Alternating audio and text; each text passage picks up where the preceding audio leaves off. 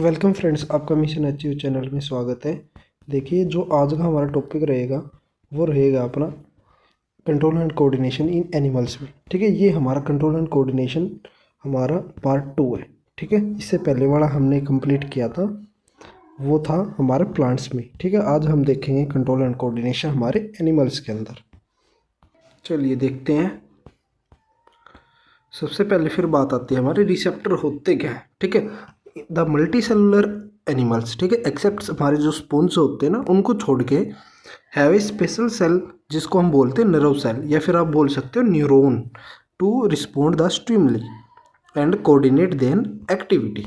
ठीक है, तो क्या होते हैं जो हमारे मल्टी सेलुलर ऑर्गेनिज्म होते हैं, हमारे स्पॉन्ज को छोड़ के, उनमें ना एक स्पेशल टाइप की सेल होती है जिसको हम न्यूरॉन बोलते हैं, या फिर आप बोल सकते हो नर्व सेल।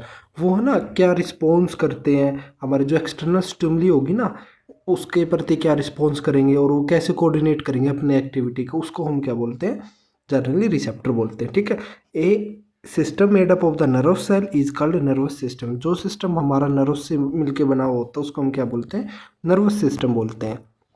जैसे एग्जांपल देखते हैं कि हाइड्रा होता है, a simple multicellular animal है। ठीक है, the nervous system of hydra consist a network of nerve cell joint to one another and spread throughout the body only. ठीक है, अब देखिए इसमें क्या बात कही गई है कि इसमें ना हाइड्रा का एग्जांपल लिया गया है। हाइड्रा हमारा एक एनिमल है, ठीक है, मल्टी सेलुलर एनिमल है। उसमें क्या होता है कि जो नर्वस सिस्टम होता है, फिर उनका ना नर्व सेल का क्या होता है, एक नेटवर्क बना हुआ होता है। ठीक है, एक दूसरे के साथ में वे अटैच होते हैं और पूरी बॉडी में वो फैला हुआ होता है। सिंपल सी यही बात थी इसके बारे में। ठीक है, अब बात आती है कि स्टिमुली होती क्या। देखिए, स्टिमुलस बोल लो या फिर स्टिमुली बोल लो, कि ये है ना हमारे जो एक्सटर्नल जो कंडीशन होती है इन्वायरमेंट की, उसके प्रति जो एनिमल का रिस्पॉन्स होता है ना वो कैसा होता है, ये कह सकते हैं। बाकी आगे आएगा, आगे देखते हैं और भी अच्छे से। तो control and coordination in higher animals called vertebrates including human beings. देखो, जो कंट्रोल और कोऑर्डिनेशन होता है ना हायर एनिमल्स की बात आ जाती है, तो उसमें इंक्लूड क्या होता है, हमारा ह्यूमन बींग जरूर आता है उसमें। ठीक है, तो take place through the nervous system as well as hormonal system is called endocrine system बोलते हैं। जो कंट्रोल और कोऑर्डिनेशन होता है ना हायर एनिमल्स के अंदर, सच एज ह्यूमन बींग्स हो गए, उनमें दो टाइप्स होता है, हार्मोन्स के द्वारा और हमारा नर्वस सिस्टम के द्वारा। ठीक है, नर्वस सिस्टम के द्वारा, तो इन दोनों को मिला के क्या बोलते हैं, एंडोक्राइन सिस्टम बोलते हैं। क्लियर, इनके द्वारा क्या होता है, कंट्रोल कोऑर्डिनेशन होता है हायर एनिमल्स के अंदर। देखिए, हमारे 5 सेंस ऑर्गन है हमारी बॉडी में, आपने सुना होगा आँख, नाक, कान, जीभ और हमारी त्वचा। ठीक है, तो ईयर, आइज, ठीक है, नोज, टंग, स्किन, ये हमारी क्या है, 5 सेंस ऑर्गन है भाई। The sense organ contain receptors होते हैं, nerve cell which have a special tip to detect the information. देखिए, रिसेप्टर क्या होता है, हमारी एक नर्व सेल होती है जो कि स्पेशली डिटेक्ट कर पाती है एक इन्फॉर्मेशन को, उसको हम रिसेप्टर बोलते हैं। ठीक है, तो a receptor is a cell या फिर ग्रुप ऑफ सेल होती है in a sense organ which is sensitive a particular type of stimulus. देखिए, स्टिमुलस ये रहे, स्टिमुलस की ये डेफिनेशन है, particular type change in the environment. जो पर्टिकुलर टाइप का चेंज हो रहा है ना इन्वायरमेंट में, वो हमारा स्टिमुलस होती है एक टाइप से। ठीक है, रिसेप्टर क्या करता है, एक सेल होती है, फिर आप ग्रुप ऑफ सेल बोल सकते हो, वो सेंस करते हैं जो एक्सटर्नल जो स्टिमुलस है ना, वो उसको सेंस करता है, सच है जैसे लाइट हो गई, साउंड हो गई, smell, taste, heat, pressure, ETG. इनको क्या करता है, सेंस करेगा, और फिर उसके प्रति क्या रिस्पॉन्स होता है एनिमल्स का, वो हमारा क्या बताएगा, वो हमारा रिसेप्टर का काम होता है। ठीक है, जैसे आगे एग्जांपल मिलेगा इसमें। हाँ, अलग अलग टाइप के रिसेप्टर्स होते हैं, वो हम 1 बाय 1 करके डिस्कस करते हैं। देखिए, टाइप ऑफ रिसेप्टर की बात आती है। फोटो रिसेप्टर, ये क्या करता है, ये लाइट को डिटेक्ट करता है। कहाँ पे प्रेजेंट होता है, ये हमारे आईज के अंदर प्रेजेंट होता है भाई। और फोनो रिसेप्टर क्या होता है, ये किसको डिटेक्ट करता है, हमारे साउंड को डिटेक्ट करता है। फोनो का मतलब भी एक टाइप से साउंड होता है। ठीक है, ये कहाँ पे प्रेजेंट होता है, हमारे ईयर के अंदर प्रेजेंट होता है। ठीक है, ओल्फैक्टरी रिसेप्टर किसको डिटेक्ट करता है, ये हमारी स्मेल को डिटेक्ट करता है। ये हमारे किस में प्रेजेंट होता है, नोज के अंदर प्रेजेंट होता है। और जो गस्टेटरी रिसेप्टर है ना, वो हमारा टेस्ट को डिटेक्ट करता है, और ये कहाँ पे प्रेजेंट होता है, हमारी टंग, जीभ के अंदर प्रेजेंट होता है भाई। ठीक है, जो थर्मो रिसेप्टर होता है वो किसको डिटेक्ट करता है, हीट और कोल्ड को डिटेक्ट करता है। कहाँ पे प्रेजेंट होता है, हमारी स्किन के अंदर प्रेजेंट होता है। क्लियर, तो इसमें आप देख सकते हो कि है ना, एक स्पेशल टाइप का करेक्टर है या फिर एक स्पेशल टाइप का रिसेप्टर है जो हमारे पर्टिकुलर चीज़ को ही डिटेक्ट कर पाता है। ठीक है, लाइक जैसे हमारा फोन रिसेप्टर हो गया, वो किस में प्रेजेंट होगा, ईयर के अंदर होगा, किसको डिटेक्ट कर पाएगा, साउंड को। ये थोड़ी ना कि फोन रिसेप्टर है वो हमारे टेस्ट को डिटेक्ट कर रहा है, नहीं कर रहा। ठीक है, तो एक पर्टिकुलर टाइप के सेल बोल लो या फिर इस पे ग्रुप ऑफ सेल बोल लो, वो ही डिटेक्ट कर पाती है एक पर्टिकुलर इंफॉर्मेशन को। ठीक है, वो हमारा रिसेप्टर कहलाता है भाई। ये सिंपल सी थी। अभी बात आती है, a receptor is the energy provide है by a stimulus setup of a chemical reaction which convert the energy of a stimulus into electrical signal is called electrical impulse. देखिए, जो रिसेप्टर होगा ना, रिसेप्टर में क्या होता है, जो एनर्जी प्रोवाइड होगी ना स्टिमुलस के द्वारा, जैसे अब आपने देखा होगा कि जैसे ना आप खड़े हो यहाँ पे, तो सामने से बहुत हाई इंटेंसिटी की लाइट आ जाए, ठीक है, तो आप क्या करोगे, जो आप आइज़ को है ना क्लोज कर लोगे। ठीक है, ये नहीं है कि एकदम कर लोगे, जैसे वो जो हाई इंटेंसिटी की लाइट है ना आपकी आइज़ के ऊपर फॉल होगी, तो उस दौरान क्या रिएक्शन होगी, जो एनर्जी आ रही है ना स्टिमुलस के द्वारा, वहाँ पे एक केमिकल रिएक्शन होगी, वो किस में कन्वर्ट हो जाएगी, एक स्टिमुलस में कन्वर्ट हो जाएगी, एक इलेक्ट्रिकल इम्पल्स जनरेट होगा आपके आइज़ के अंदर। ठीक है, वो इलेक्ट्रिकल इम्पल्स क्या करेगा, रिसेप्टर के पास जाएगा, रिसेप्टर से आएगा, सॉरी फिर से देखिए, जो लाइट आई है हाई इंटेंसिटी की, वो आपके आइज़ के अंदर आएगी, आइज़ के अंदर आई तो वहाँ पे जो केमिकल रिएक्शन उसने स्टिमुलस समझेगा, ठीक है, रिसेप्टर उसको, तो क्या करेगा, वो केमिकल एनर्जी को किस में कन्वर्ट कर देगा, इलेक्ट्रिकल इम्पल्स के अंदर जनरेट कर देगा। ठीक है, तब आप क्या करोगे, जो इलेक्ट्रिकल इम्पल्स है वो आपके माइंड के तक जाएगी सिग्नल। ठीक है, वो सिग्नल फिर बाद में आपका वापसी आइज़ के अंदर आएगा और आप क्लोज कर लोगे। ठीक है, माइंड जो रिस्पॉन्स करेगा उसके प्रति। ठीक है, दो जगह जाते हैं भाई जो सिग्नल्स होते हैं हमारे, जो होते हैं ना हमारा, एक तो होता है हमारा ब्रेन के पास, एक जाता है हमारा स्पाइनल कॉर्ड के पास। ठीक है, इनके अलग अलग कंट्रोल एंड कोऑर्डिनेशन होते हैं, वो हम बाद में देखेंगे, इसी के अंदर आएगा। तो thus all the receptor in the sense organ passes through the information sensory neuron in the form of electrical impulse. देखिए, जितने भी रिसेप्टर हैं, ये हमारा रिसेप्टर है, ये इन्फॉर्मेशन आगे जो भेजेगा ना, वो इलेक्ट्रिकल इम्पल्स की फॉर्म में जाएंगे। ठीक है, और कौन, इस न्यूरॉन का क्या नाम होगा, जो इस इंफॉर्मेशन को आगे हमारे है ना उस तक पहुंचाने का काम करते हैं, हमारे ब्रेन या स्पाइनल कॉर्ड के पास पहुंचाने का काम करते हैं, वो कौन सी न्यूरॉन होती है, वो सेंसरी न्यूरॉन होती है। ठीक है, वो इलेक्ट्रिकल इम्पल्स के थ्रू इसको इन्फॉर्मेशन को पहुँचाती है। ठीक है, तो यहाँ पे हमारा CNS बोल लो। ठीक है, सेंट्रल नर्वस सिस्टम होता है जिसके अंदर ब्रेन स्पाइनल कॉर्ड आते हैं। फिर वो क्या करेगी, जो रिस्पॉन्स करना होगा ना, वो किस न्यूरॉन के थ्रू भेजेगी, वो मोटर न्यूरॉन के थ्रू भेजेगी इन्फॉर्मेशन को। ठीक है, और फिर बाद में ये हमारे किसके पास चला जाएगा, इफेक्टर ऑर्गन के पास में चला जाएगा। फिर जो आइज क्लोज करनी या फिर ओपन रखनी, वो हम पे डिपेंड करता है, जो माइंड रिस्पॉन्स करेगा या फिर स्पाइनल कॉर्ड रिस्पॉन्स करेगी। ठीक है, the sensory neuron convert the information spinal cord या ब्रेन के पास में, जैसे अभी मैंने आपको बताया, जो मोटर न्यूरॉन होगी वो ट्रांसमिट करेगी हमारे रिस्पॉन्स को स्पाइनल कॉर्ड ब्रेन के द्वारा, the effector again in the form of electrical impulse. देखिए, मैं फिर से समराइज कर देता हूँ कि ये हमारा कोई भी रिसेप्टर है। ठीक है, जैसे आइज का ही लेके चल लो, हाई इंटेंसिटी की लाइट आती है। ठीक है, तो क्या होता है कि जो रिसेप्टर है उसने डिटेक्ट किया, उसमें ना ये बहुत ही फास्ट होता है, बहुत ही रैपिड रिएक्शन होती है। ये क्या हो गई, ये केमिकल रिएक्शन है, हमारी इलेक्ट्रिकल इम्पल्स के अंदर जनरेट हो गई। ठीक है, ये आगे जो जो इन्फॉर्मेशन कैरी कर रही है, इस न्यूरॉन का क्या नाम है, सेंसरी न्यूरॉन है। क्या नाम है, सेंसरी न्यूरॉन है।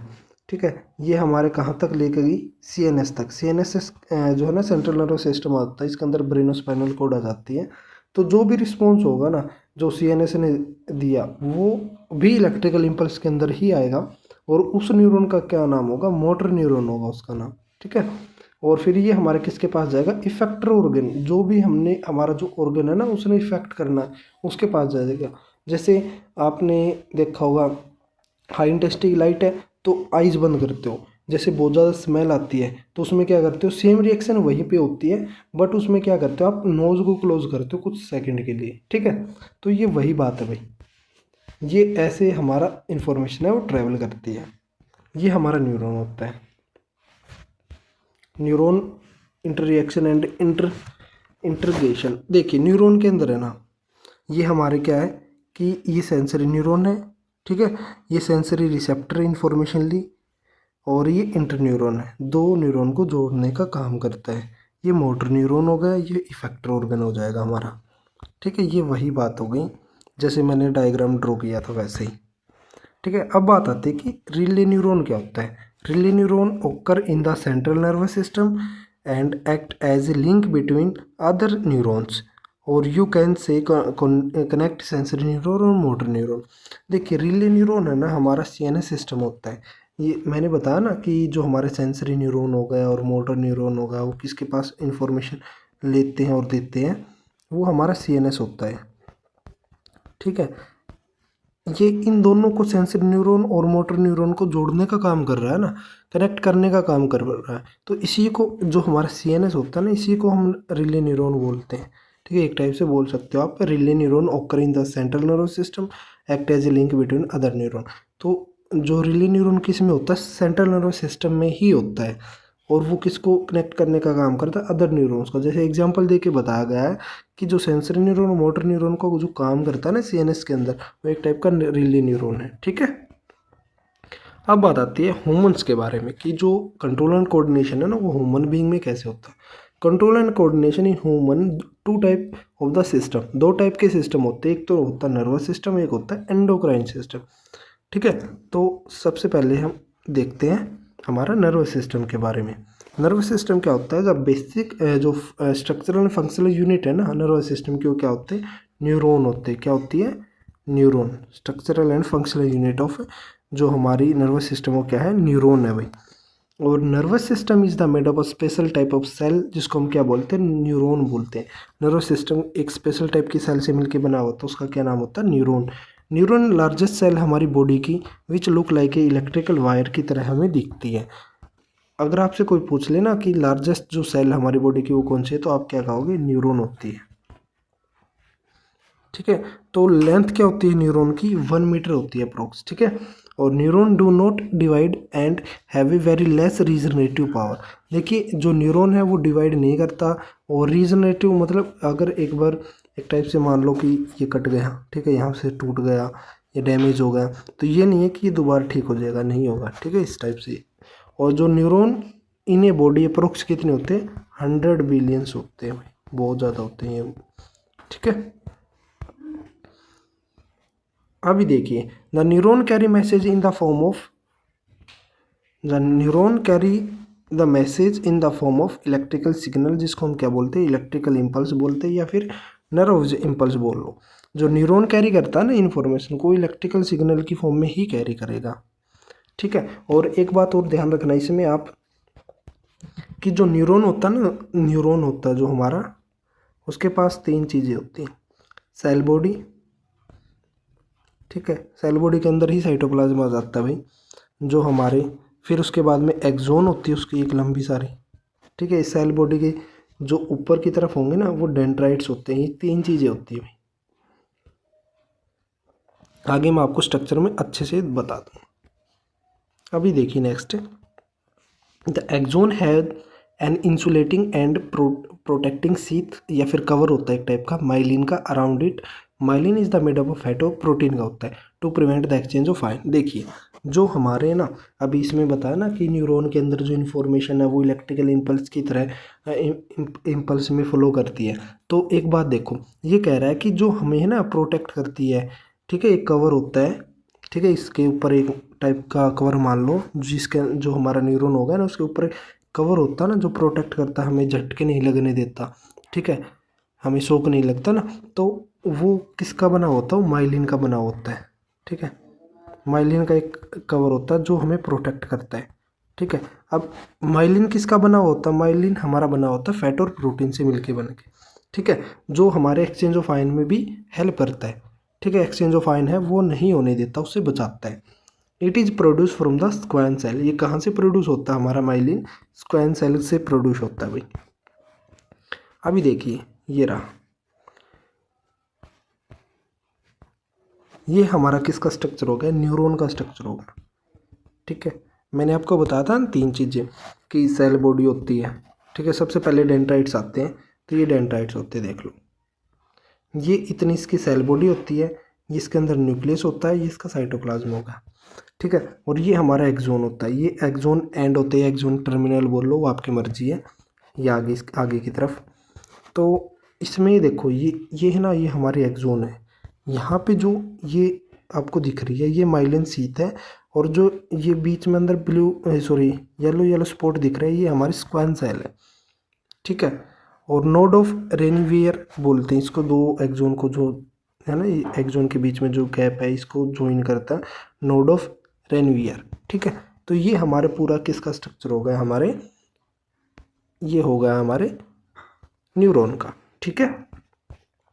अभी देखिए a microscopic gap between a pair of adjacent neuron, देखिए एक न्यूरॉन यहाँ पे हो गया अपना, ठीक है, और एक न्यूरॉन यहाँ पे होगा सेम। जो दो न्यूरॉन के बीच में जो ये गैप है ना, माइक्रोस्कोपिक गैप, इसको हम क्या बोलते हैं, साइनेप्स बोलते हैं। क्या बोलते हैं, साइनेप्स, ठीक है। A microscopic gap between a pair of adjacent neuron over which nervous impulse passes when going from one neuron to the next neuron is called synapse। देखिए जो माइक्रोस्कोपिक गैप होगा ना एडजेसेंट न्यूरॉन के अंदर, इसमें से जो न्यूरॉन की इम्पल्स है वो पास हुई है एक न्यूरॉन से दूसरे में, वो उस गैप का क्या नाम होता है, साइनेप्स होता है। Travelling of impulse from one neuron to another. अब देखिए कि जो गैप होता है ना, ठीक है, अब आप कहोगे कि गैप होता है तो इन्फॉर्मेशन कैसे ट्रैवल करती है हमारे एक न्यूरॉन से दूसरे न्यूरॉन में, ठीक है। तो देखते हैं the receptor in the sense organ in which touch which dendrites the sensory neuron. देखिए जो रिसेप्टर होता है हमारे सेंस ऑर्गन के अंदर, जैसे टच का बात हो गई, तो क्या होता है कि जो डेंड्राइट्स होते हैं ना सेंसरी न्यूरॉन में, ठीक है, वो डिटेक्ट करते हैं इन्फॉर्मेशन को। When the stimulus act as on receptor के ऊपर एक्ट होता है, केमिकल रिएक्शन होती है, फास्ट होती है, वो क्या प्रोड्यूस करती है, इलेक्ट्रिकल इम्पल्स प्रोड्यूस करती है, ठीक है। जो हमारा इम्पल्स जनरेट हुआ है, जो इम्पल्स ट्रैवल कैसे करेगा, डेंड्राइट से जाएगा, ठीक है, सेंसरी न्यूरॉन में, वो जो उसकी सेल बॉडी होती है फिर उसकी सेल बॉडी के अंदर आएगा, ठीक है, ये इसकी सेल बॉडी होगी।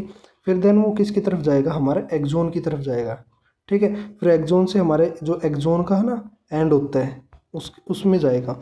जो इलेक्ट्रिकल इम्पल्स होता है वो tiny amount of chemical substance होता है, जो न्यूरोमीटर होता है, यहाँ पे जो गैप प्रेजेंट होता है ना वो न्यूरोमीटर से फिल अप होता है, ठीक है, जो साइनेप गैप होता है वो वहाँ पे क्या होगा, केमिकल रिएक्शन होगी उसके अंदर, और फिर वो आगे हमारे डेंड्राइट्स के पास में भेजेगी इन्फॉर्मेशन को, ठीक है।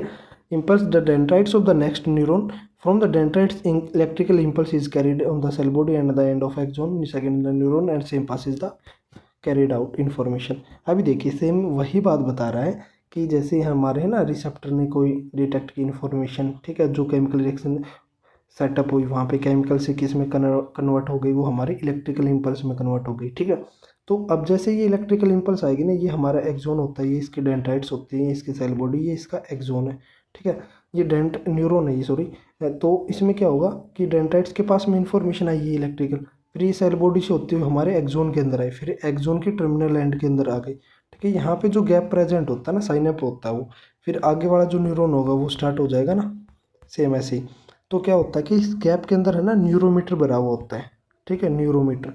यहाँ पे हम हमारे इलेक्ट्रिकल जो इन्फॉर्मेशन है ना वो किस में हो जाती है, केमिकल में फॉर्म उसमें हो जाती है कन्वर्ट, और ये केमिकल फिर आगे हमारे डेंड्राइट्स में जाके फिर से इलेक्ट्रिकल इम्पल्स जनरेट कर लेता है, और फिर हमारे किस में चला जाता है, कन्वर्ट होके आगे इस तरीके से इन्फॉर्मेशन वो ट्रेवल करती है दो न्यूरॉन के बीच में। ये वो बात बताई गई थी आपको, ठीक है।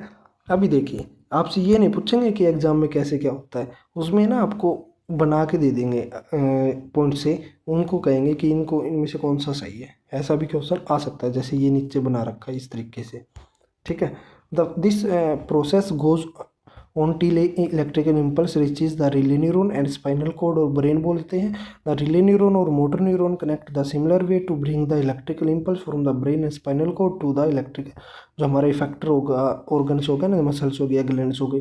अभी देखिए इसमें क्या बताया कि जैसे ये इन्फॉर्मेशन ट्रैवल की ना इलेक्ट्रिकल इम्पल्स की फॉर्म में, हमारे सेंसरी न्यूरॉन से स्पाइनल कॉर्ड तक गई, ब्रेन तक गई, सेम उसने जो रिस्पॉन्स किया फिर वो मोटर न्यूरॉन से होते हुए हमारे इफेक्टर ऑर्गन के, जैसे हमारे ग्लैंड हो गए, मसल्स हो गए, उनके पास आती है, तो सेम वैसे ही आती है जैसे जाती है इन्फॉर्मेशन, ये वो बात बता रहा है, ठीक है। Thus the synapse act as a only one way wall. जो जो साइनेप्स होता है ना वो क्या काम करता है, एक वन वे का वॉल का काम करता है, ठीक है। अभी देखिए डायरेक्शन क्या होती है, डेंड्राइट से इन्फॉर्मेशन है, फिर सेल बॉडी में गई, फिर एक्सोन में, फिर सेकंड डेंड्राइट्स हो गया सेकंड न्यूरॉन का, और फिर सेल बॉडी हो गई, फिर एक्सोन हो गई। इस तरीके से इन्फॉर्मेशन है वो ट्रैवल करती है। आपसे इसका अरेंजमेंट पूछ सकते हैं एग्जाम के अंदर, ठीक है। अभी देखिए इसके अंदर दिखा रखा ना,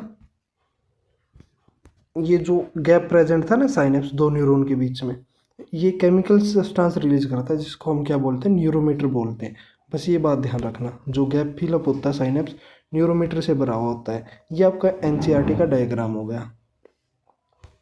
इसमें क्या दिखाया गया है कि ये हमारा न्यूरोमीटर जंक्शन हो गया, ठीक है। ये एक्सोन हो गई हमारी, ये मसल्स फाइबर हो गई, ये कैपिलरीज हो गई, ठीक है। ये डेंड्राइट्स हो गए हमारे, इस तरीके से, ठीक है। अभी देखिए नेक्स्ट, तो अब देखते हैं हमारा जो मेन ऑर्गन्स होते हैं ना नर्वस सिस्टम के अंदर, उसके अंदर क्या क्या आता है। हमारा ब्रेन आता है, स्पाइनल कोड आते हैं और नर्वस आते हैं, ठीक है, नर्व्स आते हैं। तो there are the mainly two type of nerves in our body. दो टाइप की नर्व्स होती हैं हमारी बॉडी के अंदर। कौन कौन सी हैं, क्रेनियल नर्व्स और हमारी स्पाइनल नर्व्स होती हैं, ठीक है। अभी देखिए जो क्रेनियल नर्व्स होती हैं हमारी, वो कनेक्ट करती है all the part in the head directly to the brain. जितना भी जो पार्ट होता है ना, जितना भी आप बोल सकते हो कि हमारे बॉडी का होता है, जो क्रेनियल के टोटल 12 पेयर होते हैं ना, तो वो कहाँ पे कनेक्ट होते हैं, हमारे हेड में आके। हेड में भी कहाँ, डायरेक्टली ब्रेन से ही कनेक्ट होते हैं, ठीक है। The spinal nerves connecting all the remaining part of the body. जो स्पाइनल नर्व्स होती है वो कहाँ पे कनेक्ट होती है, बॉडी के पार्ट्स में, ठीक है, रिमेनिंग बॉडी पार्ट में। लाइक हमारी मसल्स की नीटीसी होगी, वो कहाँ कहाँ पे होंगी वो कनेक्ट, वो हमारी स्पाइनल कोड में होंगी जाके, ठीक है। उसमें 31 पेयर होते हैं, 31 पेयर्स होते हैं, और 12 पेयर हमारे क्रेनियल नर्व्स के होते हैं, और हमारे स्पाइनल नर्व्स के कितने होते हैं, 31 पेयर्स होते हैं। ऑल और द मिक्सड नर्व्स, ये क्या होती है, सभी क्या होते हैं, मिक्सड नर्व्स होते हैं भाई, ठीक है। There is also a third type of nerves होती है, जिसको हम क्या बोलते हैं, विसेरल नर्व्स बोलते हैं। थर्ड टाइप की जो होगी ना हमारे नर्व्स, उसका क्या नाम होगा, विसेरल नर्व्स होगा, ठीक है। Most of the visceral nerves connecting to the internal organ of the body, to the spinal cord and some of the connect to the brain. जो इंटरनल ऑर्गन होते हैं ना उनका, जो हमारे विसेरल नर्व्स होती है उसका क्या काम होता है कि जो इंटरनल ऑर्गन होते हैं बॉडी के, वो कनेक्ट किसके साथ करते हैं, स्पाइनल कोड के साथ में करते हैं, और कुछ एक को हमारे ब्रेन के साथ भी कनेक्ट करते हैं, ठीक है। ये काम होता है हमारा उसका, विसेरल नर्व्स का। अब बात आती है हमारे part of human nervous system, ठीक है। Nervous system can be divided two type में होता है हमारा, एक होता है सीएनएस, एक होता है पीएनएस। सीएनएस के अंदर हमारा क्या होता है, सेंट्रल नर्वस सिस्टम आता है, ठीक है, सेंट्रल नर्वस सिस्टम आता है। पीएनएस के अंदर हमारा क्या आता है, पेरिफेरल नर्वस सिस्टम आता है। अभी देखिए सेंट्रल नर्वस सिस्टम के अंदर मैंने आपको बताया था ना कि हमारे दो ही पार्ट आते हैं, ब्रेन और स्पाइनल कोड आती है। अब बात आती है हमारे पीएनएस की। पीएनएस क्या होता है, पेरिफेरल नर्वस सिस्टम होता है। उसके अंदर क्या आते हैं हमारे, इसमें हमारी नर्व्स आती है सारी बॉडी की, जैसे क्रेनियल नर्व्स होगी ना, 12 पेयर थे, स्पाइनल कोड 31 पेयर हो गई उसके, और विसेरल नर्व्स, ये सभी हमारे पीएनएस के अंदर आती हैं, पेरिफेरल नर्वस सिस्टम के अंदर आता है, ठीक है। जो पेरिफेरल नर्वस सिस्टम है ना, उसको हम फर्दर आगे दो पार्ट में डिवाइड करते हैं, वॉलेंटरी नर्वस सिस्टम और एक होता है automatic nervous system. Voluntary nervous system क्या होता है, which is the under voluntary control of from the brain. ये जो वॉलेंटियर का मतलब होता है जो हमारे ब्रेन के अंदर कंट्रोल में आ सकता है, ठीक है। जो ऑटोमेटिक नर्वस सिस्टम होता है ना, वो ऑटोमेटिकली ही ऑपरेट होता रहता है हमारी बॉडी के अंदर, या फिर इनवॉलेंटरी एक्शंस बोलते हैं, आपने सुना होगा, वो हमारी ऑटोमेटिक नर्वस सिस्टम के अंदर आते हैं। अब बात आती है हमारे रिफ्लेक्स एक्शन की। देखिए एग्जांपल के साथ समझाया गया इसको कि जो रिफ्लेक्स एक्शन है ना, हमारा इनवॉलेंटरी रिस्पॉन्स है, या कह सकते हो कि हमारा ऑटोमेटिक नर्वस सिस्टम ही इसको कंट्रोल करता है, ठीक है। अभी देखिए एग्जांपल बहुत अच्छे से समझाया गया, इसमें एनसीईआरटी में भी डायग्राम है, तो अभी देखते हैं इसमें क्या बताते हैं।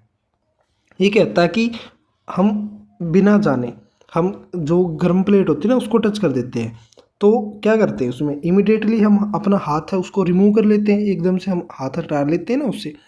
तो क्या होता है, so moving our hand away on touching a hot plate is an example of reflex action. जैसे ही हमने जो हाथ हटाया है वो किसका एग्जाम्पल हो गया, एक टाइप से रिफ्लेक्स एक्शन का ही हो गया। आप ये थोड़ी ना सोचोगे कि भाई मैं हाथ हटाऊं या नहीं हटाऊं। जैसे ही आपने गर्म प्लेट को टच किया, ठीक है, बहुत ज़्यादा गर्म है वो प्लेट, तो आप जैसे ही टच किया ना, तो आप एकदम से हाथ हटा लेते हो, ठीक है। ये थोड़ी है कि मैं हाथ हटाऊं या नहीं हटाऊं, ये थोड़ी सोचते हो, ठीक है। तो किसका पार्ट होता है, रिफ्लेक्स एक्शन का पार्ट होता है। जैसे काफिंग, खांसी आना, उबासी आना, आँखों का झपकना, ठीक है, छींक आना, ये भी किसका पार्ट होता है, हमारा रिफ्लेक्स एक्शन का पार्ट होता है। हम इसको कंट्रोल नहीं कर सकते, ठीक है। ये इनवॉलंटरी एक्शन के अंदर आता है। द पाथ या फिर route taken by the nervous impulse in a reflex action is called reflex arc. देखिए जो पाथ होता है, जिस तरीके से जो नर्व इम्पल्स है वो रिफ्लेक्स एक्शन में पार्ट करता है, तो उसको हम क्या बोलते हैं, रिफ्लेक्स आर्क बोलते हैं, ठीक है। जो पाथ होता है ना रिफ्लेक्स एक्शन का, वो इम्पल्स के द्वारा कंट्रोल किया जाता है, वो रिफ्लेक्स आर्क होते हैं हमारे। देखिए टाइप ऑफ रिफ्लेक्स एक्शन, अब पार्ट आते हैं रिफ्लेक्स एक्शन के टाइप, ठीक है। पार्ट देखते हैं या फिर टाइप बोलो, एक ही बात होती है भाई। Those reflex action which involve brain are called cerebral reflex. जिन एक्शन की बात, जो जिन रिफ्लेक्स एक्शन में ब्रेन का इन्वॉल्वमेंट होता है वो सेरेब्रल रिफ्लेक्स होती है। The reflex in which type of only the spinal cord, उसको हम स्पाइनल रिफ्लेक्स बोलते हैं। सिंपल सिंपल सी वर्डिंग है। सेरेब्रल रिफ्लेक्स क्या होते हैं, जो ब्रेन का, जिसमें ब्रेन की इन्वॉल्वमेंट होती है। स्पाइनल रिफ्लेक्सेस क्या होती है, जो हमारे, जिसमें हमारी स्पाइनल कोड की इन्वॉल्वमेंट हो, ठीक है। Nerves from the all over the body meet in a bundle in a spinal cord on their way to brain। देखिए जो नर्व्स होती है ना, जितनी भी हैं सारी बॉडी की, वो एक बंडल की तरह आती है। वो किस किस में कनेक्ट हो जाती है, हमारी स्पाइनल कोड में या फिर ब्रेन में हो जाती है, ठीक है। Reflex arc are the formed in the spinal cord. जो रिफ्लेक्स आर्क होती है वो किस में फॉर्म होती है, हमारी स्पाइनल कोड में होती है। ये बात इंपॉर्टेंट है, मोस्ट इंपॉर्टेंट है, ध्यान रखना इसको, ठीक है। Due to this action a sudden and fast action होता है इसमें। Although the information input also goes on reach the brain. फिर वो बाद में इंफॉर्मेशन है, बाद में किसके पास जाती है, हमारे ब्रेन के पास में जाती है। पहले किसके पास में आती है, स्पाइनल कोड में आती है। बहुत ही सडन और फास्ट होता है ये रिस्पॉन्स। फिर ये बाद में रिस्पॉन्स हमारा ब्रेन के पास भी चला जाता है। अब देखिए इसकी वर्किंग कैसी होती है। सिंपल सी वर्किंग है रिफ्लेक्स आर्क की, ठीक है, और ईजी है। ये आपने पहले भी पढ़ ली है, अभी मैंने रिसेंट ही पढ़ा आपको। The receptor trigger an impulse in A sensory neuron. देखिए जैसे ही कोई भी इंफॉर्मेशन आई, जैसे टच की बात कर रहे हैं हम, ठीक है, तो हमारे हॉट प्लेट के ऊपर टच हुआ हाथ, तो क्या होगा, जो इन्फॉर्मेशन है वो हमारे रिसेप्टर ने गेन की, इम्पल्स जनरेट हुआ, वो किसके पास जाएगी, सेंसरी न्यूरॉन के पास जाएगी, ठीक है। सेंसरी न्यूरॉन किसके पास भेजेगा, सीएनएस के पास भेजेगा। मेनली तो स्पाइनल कोड ही होगी सीएनएस में भी। तो फिर वो रिस्पॉन्स होगा, जो रिले न्यूरॉन हो गई या फिर हमारा सीएनएस होगा, वो मोटर न्यूरॉन के थ्रू रिस्पॉन्स भेजेगा, ठीक है। रिस्पॉन्स भेजते ही फिर वो किस पे जाएगा, इफेक्टर ऑर्गन के पास में जाएगा, जो ग्लैंड होगी या फिर मसल्स होगी ना, उसके पास जाएगा। फिर हम हाथ है वो हटा लेते हुए, बहुत ही फास्ट होता है, बहुत ही रैपिड होता है। ये मैंने आपको बताया है कि ट्रिगर किया इम्पल्स ने, वो सेंसरी न्यूरॉन के पास में गया। जो इन्फॉर्मेशन है, जो मैसेज है, वो किसके पास गया, स्पाइनल कोड के पास में गया। पहले सेंसरी के पास गया, फिर स्पाइनल गया या फिर सीएनएस बोल लो। जो इम्पल्स है वो पास होते हुए हमारे रीने न्यूरॉन से टर्न हो गई, किसके पास आ गई, वो मोटर न्यूरॉन के पास में आ गई। और जो मोटर न्यूरॉन है उसने इम्पल्स जनरेट करके हमारी जो मसल्स हो गई आर्म की, उसके ऊपर इफेक्ट किया, उसके ऊपर काम किया। The muscles then contract and pull our hand. क्या हुई, जो मसल्स है वो कॉन्ट्रैक्ट हुई और हमने हाथ है उस हॉट प्लेट से हटा ली। ये वर्किंग है सिंपल सी, जैसे मैंने पहले ही बताई थी, मैंने डायग्राम भी ड्रॉ किया था पहले भी। तो ये सेम वैसे ही है भाई।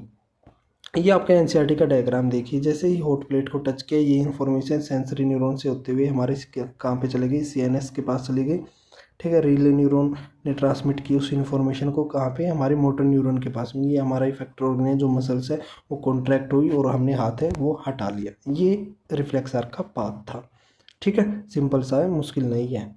अब बात आती है हमारी central nervous system. The central nervous system consisting of brain and spinal cord होते हैं, ठीक है। The communication between central nervous system and other part of the body is facilitated by the peripheral nervous system. देखो जो हमारा brain और जो spinal cord होता है ना, ठीक है, स्पाइनल कोड होता है, इनमें जो इन्फॉर्मेशन है वो किसके द्वारा कम्युनिकेट होती है एक दूसरे में, वो हमारे नर्वस सिस्टम के द्वारा होती है, ठीक है। नर्व्स होते हैं उनके द्वारा होती है। ये वो बात बता रहे हैं। अभी देखिए हम ब्रेन के बारे में देखते हैं, ठीक है। ब्रेन हमारा हाईएस्ट कोऑर्डिनेटिंग सेंटर है बॉडी का, ये तो पता ही है। अगर किसी का जो ब्रेन है वो ख़राब हो जाए, डैमेज हो जाए, तो इंसान अपने बॉडी के ऊपर कंट्रोल नहीं कर सकता। मेन जो सेंटर है हमारा कौन है, ब्रेन है, ठीक है, कोऑर्डिनेटिंग सेंटर। जो इसका लगभग जो वेट होता है 1220 से लेके 1400 ग्राम तक होता है। 1220 टू 1400 ग्राम के बीच में इसका क्या होता है, वेट होता है। It is protected by a bony box in the skull called cranium.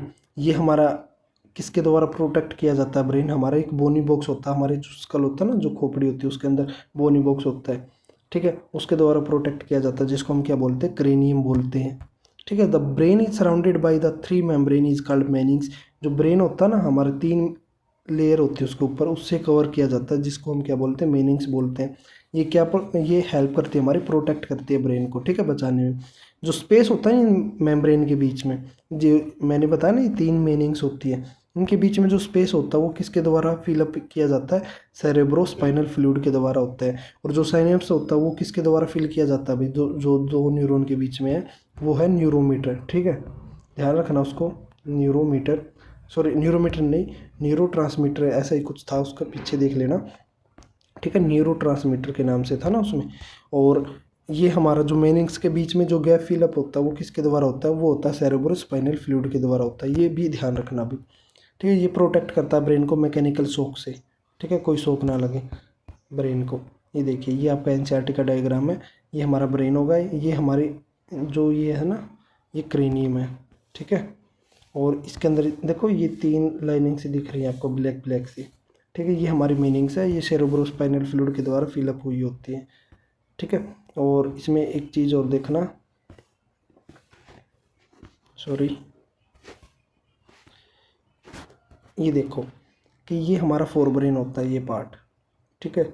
और ये जो आपको कोइलिंग दिख रही है ना, ये हमारा सेरेब्रम है, सेरेब्रम इतना बड़ा होता पार्ट है, ये सबसे ज़्यादा जो पार्ट होता है वो सेरेब्रम का ही होता है ह्यूमन बीइंग में, ठीक है। और ये जो बीच में आपको दिखा रहा है ये मिड में, ये मिड ब्रेन है, ठीक है। और ये जो आपको दिख रहा है ना, ये पीछे कहते हैं ना, पीछे थप्पड़ नहीं मारना चाहिए, ये हमारा हिंड ब्रेन होता है, ठीक है, हिंड ब्रेन है ये हमारा, ठीक है। और ये जस्ट हमारा मिड ब्रेन के नीचे ये वाली, ये हाइपोथैलेमस है भाई। और फिर ये नीचे पिट्यूटरी ग्लैंड होती है, ये हमारी स्पाइनल कॉर्ड होती है, ठीक है, रीढ़ की हड्डी बोल लो, कनेक्टेड डायरेक्टली ही होती है, इस तरीके से होता है फोर ब्रेन। ध्यान रखना 3 पार्ट होते हैं ब्रेन के, फोर ब्रेन होता है, मिड ब्रेन होता है और हिंड ब्रेन होता है, ठीक है। और 2 हमारी ग्लैंड होती हैं, आप बोल सकते हो, एक हाइपोथैलेमस होती है, एक पिट्यूटरी ग्लैंड होती है प्रेजेंट, ठीक है। फोर ब्रेन का सबसे बड़ा पार्ट कौन सा होता है? क्रेनियम होता है, क्रेनियम। देखो ये कितना बड़ा है, ये कोइलिंग दिख रही है ना आपको, ये वाली जो ये कोइलिंग है, ये किसका पार्ट है? ये हमारा फोर ब्रेन का ही पार्ट है, ठीक है। और ये हमारा हिंड ब्रेन होता है यहाँ पे, इसलिए कहते हैं ना पीछे थप्पड़ नहीं मारना चाहिए, हमारी जो गर्दन होती है यहाँ पे, क्योंकि ये हमारा कंट्रोल कोऑर्डिनेशन सेंटर, हमारा हिंड ब्रेन प्रेजेंट होता है ना, ब्रेन का थर्ड पार्ट जो है, ये हमारे किस में करता है? हमारे बैलेंसिंग ऑफ बॉडी में हेल्प करता है, तो उसके ऊपर इफेक्ट आता है, इसीलिए जल्दी गिर जाता है इंसान, ठीक है। अभी देखिए हमारे पार्ट बता दी ना मैंने, ब्रेन की 3 है, फोर ब्रेन है, मिड ब्रेन है, हिंड ब्रेन है। The fore brain consisting mainly 2 part होते हैं, ठीक है, सॉरी 3 होते हैं इसमें, सेरेब्रम होता है, हाइपोथैलेमस होते हैं, ओल्फैक्टरी लोब्स होते हैं कुछ एक, ठीक है। और मिड ब्रेन में आगे कोई भी फर्दर डिवीजन नहीं होता, ठीक है। और जो हिंड ब्रेन होता है उसके अंदर 3 डिवीजन होते हैं, 3 सेंटर होते हैं, पोन्स, सेरेबेलम और मेडुला। सबसे बड़ा पार्ट इनमें से कौन सा होता है? हमारा फोर ब्रेन का होता है, वो कौन सा है? सेरेब्रम है। फिर उसके बाद में सेकंड पोजीशन आता है सेरेबेलम की, ध्यान रखना, सेरेब्रम फोर ब्रेन का पार्ट है, सेरेबेलम हमारा हिंड ब्रेन का पार्ट है, कंफ्यूज मत हो जाना, इसमें एग्जाम में पूछ लिया जाता है ये, ठीक है। अभी देखिए cerebrum, the cerebrum is the main thinking part हमारा ब्रेन का है, ठीक है। It is the site of our facility such as, जैसे लर्निंग हो गई, रीजनिंग हो गई, इंटेलिजेंस हो गई, पर्सनैलिटी हो गई, मेमोरी हो गई, ये सारे इसी के अंदर आते हैं, ठीक है। ये सारे परफॉर्मेंस किसके काम होते हैं या फिर परफॉर्म कौन करता है? इसको सेरेब्रम ही करता है। जितने भी वॉलेंट्री एक्शन हो गए बॉडी के, वो कौन कंट्रोल करता है? हमारा सेरेब्रम ही करता है। अब वॉलेंट्री एक्शन कौन कौन से होते हैं जो हमारे ब्रेन के कंट्रोल में होते हैं? जैसे अभी आप पढ़ रहे हो, ये आपके ब्रेन के कंट्रोल में है। अगर आप ये कहो कि मुझे नहीं पढ़ना, फ़ोन बंद करके आप रख सकते हो, ठीक है, या फिर आप खड़े होकर पानी पी सकते हो, ये किसके अंदर कंट्रोल होते हैं? ये हमारा कंट्रोल करता है, वॉलेंट्री एक्शन के अंदर आ जाते हैं, ठीक है। और इनवॉलेंट्री के अंदर ये थोड़ी ना कि अब मैं अपने दिल को नहीं धड़कने दूंगा, या फिर मैं अपनी उसको सांसें हैं उनको बंद कर लूँगा, या फिर हमारी जो आईज वो ब्लिंक कर रही है मैं उसको कंट्रोल कर सकता हूँ, बहुत टाइम तक खोल के रख सकता हूँ, ऐसा नहीं हो पाएगा, ठीक है। ये इनवॉलेंट्री एक्शन है भाई, ठीक है। There are the association areas in the cerebrum which control thinking and memory. These association areas also store the information and experiences. देखिए कुछ एक एसोसिएशन एरियाज होते हैं सेरेब्रम के अंदर, वो हमारी थिंकिंग को या मेमोरी को याद रखते हैं, ठीक है, और इन्फॉर्मेशन को याद रखते हैं, एक्सपीरियंसेस हैं उनको भी कंट्रोल करते हैं. There are sensory area where information is received from the sense organ, जैसे हमारी eyes, ear, nose, tongue, skin and give us the sensation and feeling देते हैं, ठीक है. सिमिलरली हमारे जो सेरिब्रम होता है वो मोटर एरियाज होते हैं, कुछ एक जो instruction are send to the muscles and do various type of jobs, जो अलग अलग काम करते हैं उसको, ठीक है. और it is the most important part है ब्रेन का, क्योंकि ये कंट्रोल और regulate different part of brain को यही करता है भाई. सेरेब्रम हमारा मोस्ट इंपॉर्टेंट पार्ट है फॉर ब्रेन का, ध्यान रखना. सब कुछ इसी के अंदर आता है, आपकी मेमोरी आती है, आपकी थिंकिंग आती है, आपका क्या एक्सपीरियंसेस है, वो सारे के सारे कंट्रोल कौन करता है, हमारा सेरेब्रम ही करता है, ठीक है. आपको ये ना कि याद रहती है कोई बातें, अगर आपके पास्ट में कोई बातें हुई वो बाद में आपको कोई इंसान मिलता आगे जाके तो वो बातें याद आ जाती हैं, तो वो सारी जो डाटा है वो कहाँ पे कंट्रोल होता है, वो सेरेब्रम के अंदर ही होता है, ठीक है. हाइपोथैलेमस ये हमारी सुप्रीम ग्लैंड होती है, ठीक है, जो main body temperature maintain body temperature करते हैं 37 डिग्री सेल्सियस को मेंटेन करते हैं हमारी बॉडी के अंदर, ठीक है. और अर्ग फॉर ईटिंग एंड ड्रिंकिंग, भूख लगती है ना तो यही वो याद दिलाती है भाई. सिक्रेट करती है hormone which control the master gland या फिर पिट्यूटरी ग्लैंड, ठीक है. जो पिट्यूटरी ग्लैंड होती है जिसको हम मास्टर ग्लैंड बोलते हैं ना, पिट्यूटरी ग्लैंड को, उसको भी कंट्रोल करते हैं, तो ये हम इसको क्या बोल सकते हैं, मास्टर ऑफ मास्टर ग्लैंड भी बोल सकते हैं, ठीक है, हाइपोथैलेमस को, क्योंकि वो मास्टर ग्लैंड को कंट्रोल करते हैं तो मास्टर ऑफ मास्टर ग्लैंड बोल सकते हैं ना, या फिर आप सुप्रीम ग्लैंड भी बोल सकते हो. बायोलॉजिकल क्लॉक सिस्टम का काम करती है. आपने देखा होगा आप हर रोज़ 4 बजे उठते हो, ठीक है, 20 आपने 5-6 दिन अपने अलार्म लगाया, ठीक है, तो फिर बाद में आपको देखना 7वें दिन क्या होगा, तो ऑटोमेटिकली आप 4 बजे उठ जाओगे सुबह की, ठीक है. तो ऑटोमेटिक नर्वस सिस्टम होता है उसको कंट्रोल करती है, ये बिहेवियर और इमोशन को भी कंट्रोल करती है, ठीक है. कहीं पे दुख है, मान लो कि कहीं पे किसी की डेथ हो गई, तो ये थोड़ी ना आप वहाँ पे जाके हंसोगे, नहीं हंसोगे ना. तो कहीं शादी है किसी की, तो शादी में जाके ये थोड़ी सभी डांस कर रहे हैं आप रो रहे हो, ऐसा भी नहीं होगा, फुट फुट के रो रहे हो, ऐसा भी नहीं होगा, ठीक है. वो कंडीशन के ऊपर डिपेंड करता है भाई, कहीं कह दो कि रोते हैं कुछ एक, तो वो कंडीशन के ऊपर डिपेंड करता है, ठीक है. अब बात आती है मिड ब्रेन की. The mid brain control the reflexes movement of the head, neck, trunk, ठीक है, in the response to the visual and auditory stimuli. अभी देखिए जो मिड ब्रेन का क्या काम होता है, हेड और नेक या ट्रंक होगा ना, और उनको रिस्पॉन्स को विजुअली ऑडिटरी को कंट्रोल करना, ठीक है. ये हम जैसे गर्दन फोल्ड करते हैं, सॉरी लेफ्ट या राइट घुमाते हैं ना, तो क्या करते हैं, ये किसका काम में आ जाती है, हमारा मिड ब्रेन का काम में आ जाता है, ठीक है, उसके मूवमेंट में काम आता है. इट कंट्रोल करता है रिफ्लेक्स मूवमेंट को, जैसे आई मसल्स हो गई, चेंज प्यूपिल का साइज हो गया, ठीक है, लेंस का साइज हो गया, तो ये कंट्रोल कौन करता है, हमारा मिड ब्रेन करता है भाई. क्लियर. अभी बात आती है पोन्स के बारे में. ये हमारे किसके पार्ट स्टार्ट हो गए, हमारे हिंड ब्रेन के पार्ट स्टार्ट हो गए. The pons take part in the regulating respiration. Pons क्या करता है कि हमारे ना जो रेस्पिरेशन है उसको रेगुलेट करता है, ध्यान रखना, पोन्स का यही काम होता है. फिर बात आती है सेरेबेलम. ये सेरेबेलम है ना, सेकंड लार्जेस्ट पोर्शन है हमारे ब्रेन का. पहला कौन सा था, सेरेबेलम था भाई, ठीक है. सेरेबेलम हेल्प करता है मेंटेनिंग पोस्चर या फिर बैलेंसिंग ऑफ द बॉडी के अंदर, यही बैलेंस या फिर बॉडी का जो पोस्चर है उसको मेंटेन करके चलता है, ठीक है. It also enables us to make a precise and accurate movement. यही हमें हेल्प करता है कि हम अच्छे से जो प्रिसाइज है ना, अच्छे से और एक्यूरेट मूवमेंट है उसको परफॉर्म कर पाए.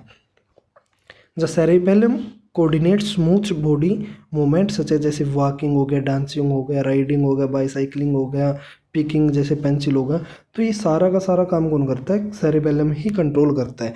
जैसे अब आप ना चल रहे हो, सीधे चल रहे हो, ठीक है, तो आप डांस कर रहे हो, अच्छे से कर पा रहे हो, it is also control by cerebellum, ठीक है. आप सवारी कर रहे हो, आप साइकिल चला रहे हो, बाइक चला रहे हो, ठीक है, आप पेंसिल उठा के या पेन उठा के लिख रहे हो, कंट्रोल कर रहा है ना. कौन पार्ट कंट्रोल करता है, वो सेरेबेलम ही कंट्रोल करता है हिंड ब्रेन का. ये छोटे बच्चे का इतना अच्छे से नहीं कर पाता, बट प्रैक्टिस के साथ में जैसे वो डेवलप होता जाता है तो हो जाता है उससे भी, ठीक है. ये सारा का सारा काम किसका होता है, सेरेबेलम का होता है, ध्यान रखना इसको. अब बात आती है लास्ट पार्ट है हमारे हिंड ब्रेन का, मेडुला ओब्लंगेटा। ये क्या करता है, इनवॉलेंट्री एक्शन को कंट्रोल करता है। ठीक है, जैसे हार्ट बीट हो गई, बीपी होगा, ब्लड सर्कुलेशन होगा, ब्रीथिंग होगी। ठीक है, और पेरिस्टलेटिक जो मूवमेंट होते हैं ना एलिमेंट्री कैनाल के अंदर जिसमें हमारा फूड है, वो फूड पाइप हो गई जिसको हम ईसोफेगस बोलते हैं, वो पेरिस्टलेटिक मूवमेंट के थ्रू ही तो हमारा फूड है वो माउथ से स्टमक के अंदर जाता है। ठीक है, मेडुला ओब्लंगेटा किसको कंट्रोल करता है, सेंटर फॉर रिफ्लेक्स, जैसे स्वेल्विंग हो गया, काफिंग हो गया, sneezing, secretion of saliva, vomiting, ये सारे के सारे एक्शन भी किसके द्वारा कंट्रोल किए जाते हैं, मेडुला ओब्लंगेटा के द्वारा ही कंट्रोल किए जाते हैं। वे ध्यान रखना, इनवॉलेंट्री एक्शन को कंट्रोल करता है ये हमारा मेडुला ओब्लंगेटा। रेस्पिरेशन को हमारा पॉन्स कंट्रोल करता है, और जो पोस्चर है या बैलेंस है बॉडी का, वो सारा का सारा काम होता है हमारा सेरिबेलम का। ठीक है, और जितनी भी मेमोरी है उसको याद रखने का सेरिब्रम का काम होता है। ठीक है, एक्सपीरियंसेस वगैरह सारे सेरिब्रम के पार्ट आ जाते हैं। और हाइपोथैलेमस एक हमारा ग्लैंड होती है जो कंट्रोल करती है। बाकी हम आगे जो नेक्स्ट पार्ट आएगा ना इसका थर्ड पार्ट, उसके अंदर हम ग्लैंड्स के बारे में ही देखेंगे। ये था आज का हमारा टॉपिक। ठीक है, कंट्रोल एंड कोऑर्डिनेशन हमारे एनिमल्स में। अगर इसमें फिर भी आपको कोई डाउट रह जाता है ना तो आप पूछ सकते हो। ठीक है, और भी बाकी सब चीज़ें आसान थी, इसमें कोई मुश्किल था नहीं। जितने भी इसके जो सब पार्ट डिवाइड किए गए हैं, एक एक वर्ड को अच्छे से पढ़ पढ़ के आपको अच्छे से समझाया। मैं जर्नली वैसे भी बता सकता हूँ आपको, बट मैं आपको पढ़ के इसीलिए बताता हूँ ताकि आपको कहीं पे भी कोई प्रॉब्लम ना आए किसी वर्ड के अंदर। ठीक है, और आपने अभी तक हमारे मिशन अचीव चैनल को सब्सक्राइब नहीं किया, सब्सक्राइब कर लो, और बेल आइकन को ज़रूर प्रेस कर लेना जिससे ना आपको आगे आने वाली जो भी नोटिफिकेशन है वो सबसे पहले मिल जाएगी, जो भी वीडियो आएगी हमारे चैनल के ऊपर। और अभी तक आपने पढ़ना स्टार्ट नहीं किया तो पढ़ लेना। मैं इतना बता सकता हूँ, पहले हम अपना सिलेबस कंप्लीट करेंगे, और बीच में हो सका तो मैं आपके ना MCQ प्रैक्टिस भी स्टार्ट कर दूँगा भाई। ठीक है, तो आप टाइम टू टाइम है पढ़ते रहना, और इनसे बाहर नहीं आएगा क्वेश्चन, इतना बता देता हूँ। आप पिछले जो मैंने PYQ पेपर करवाए हैं उसको उठा के देख लेना कि इनसे क्वेश्चन बाहर से था या नहीं था, नोट्स से बाहर से। अगर पढ़ोगे तो सिलेक्शन होगा, नहीं पढ़ोगे तो नहीं होगा भाई। ठीक है, और आपके लिए ही मैंने ये चैनल स्टार्ट कर रखा है। फिर भी कोई डाउट रह जाता है तो हम अपना व्हाट्सएप नंबर है, ठीक है, उसके ऊपर मैसेज कर देना। ये मेरा व्हाट्सएप नंबर है।